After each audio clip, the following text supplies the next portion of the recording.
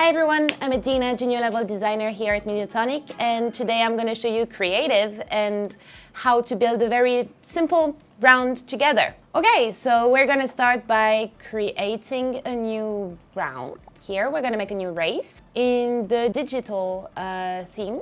Okay, so now we are in an empty space. So today I'm going to be playing with mouse and keyboard, but obviously you can play with whatever you have at home. If you prefer controller, you can go for that. So when we get in, you can see that there's just a starting line right now. It's positioned by default somewhere, but you can completely move it wherever you want. You can also change the size from large to medium or even small. It depends on the size of round you want to make, how many players you want in. I think right now we're going to keep it to something large. All right, so you have a few little tabs here. So you have the platforms in which you have your finish line. I'm going to just show you how it looks like for now, but I would advise that you just leave it till the end of building your round, because right now you can't really predict where it's going to be. You can place it wherever you want in your space, and just like the starting line, you can completely adapt its size from large, medium, or small, depending on the amount of player you have.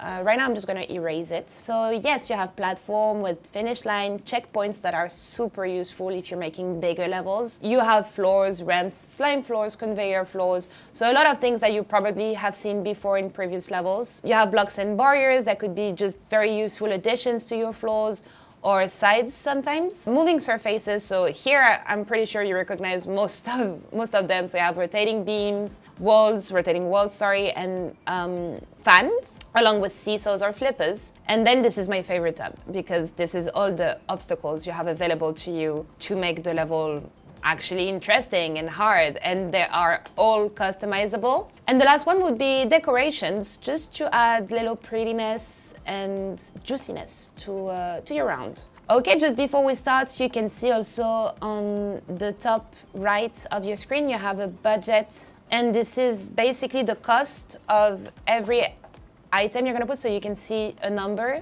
under every object here, obstacles or platform. This is how much it costs to put them in your space. Okay, so let's dive in. So right now I am gonna push my starting line a little further. So yeah, to the maximum, there you go. So I wanna start with a little bit of a slime floor, because I am addicted to slime in this game. So you can see that you have a first very small square that you can completely resize to your liking. You can center it, and you have, as you can see, there's a little snap modes that makes it very easy for you. I want to make it that big. There you go. So as I said, everything is customizable. So right now, if you can change the settings, you can change the color of it. I'm going to keep it purple. You can also rotate on the 3 axes available to you. Right now, we're going to make it like that. Yeah. I'm going to lower it so the beans can do a little jump.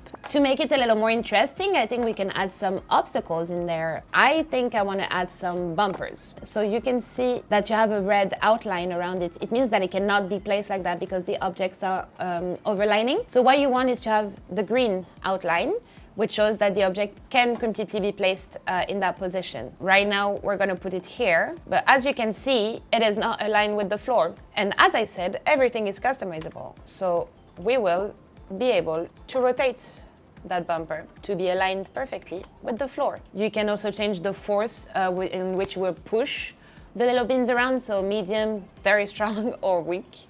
We're gonna keep it medium for this one. I think this is enough. And then, to make it easy to place the other one, you can just copy it, and you have a whole line of bumpers made in just a second. I'm gonna make another line. Now we still have a big bottom space empty, so I'm gonna add some turnstile in there. And the same as the bumper, we're gonna lower it, we're gonna rotate them so they fit the angle of our slime floor. And I'm gonna put another one here.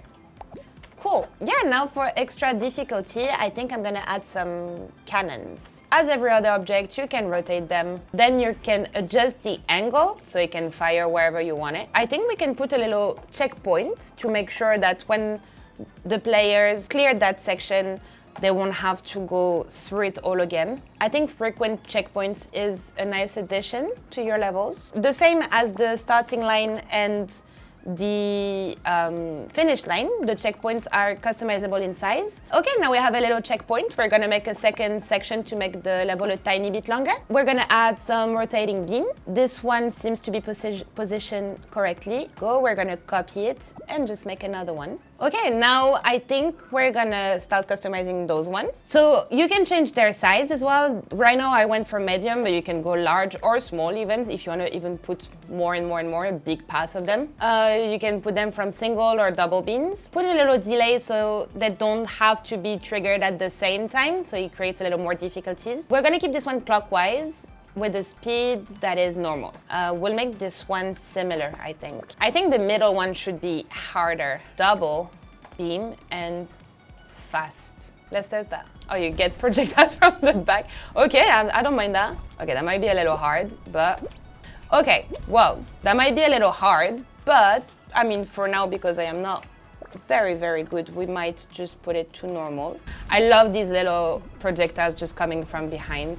We can wrap up this level for now. We're gonna put our finish line. Cool, so we have our little round, and now I think we can add little decorations to make it a little nicer, a little pretty. I'm feeling clouds for this one. I'm gonna put more, because I can see like from our budget at the top that we still have a lot of budget, which means we can add whatever we want. And I'm gonna add a couple more on the other side. Okay, so now we have our final level completely finished. I'm gonna show you how to publish it and get a share code so you can play this level with your friends. You're gonna have to save your level, and then you're gonna hit the publish button, and it's gonna make you play the game, because obviously you're gonna have to complete your level to be able to publish it.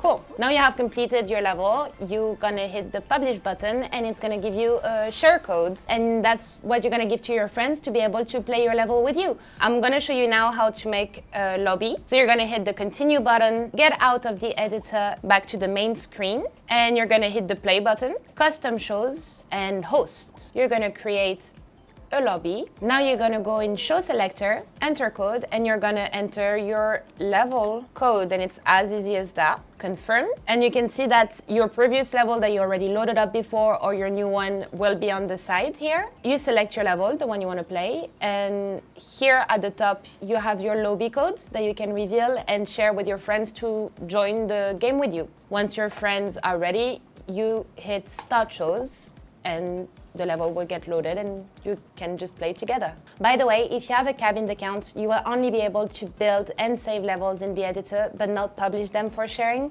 If you want to access restricted features and parental control, you will need your parent or guardian to complete your account setup for you. Okay, so that's it for us. I hope you enjoyed this episode about introduction to creative. Obviously, we're gonna keep adding more and more content, so please come back and check it out. In the next episode, you're gonna have Max showing you little tips and tricks about how to make an awesome round with what you learned today. And in the meantime, that's it for us, and see you next time.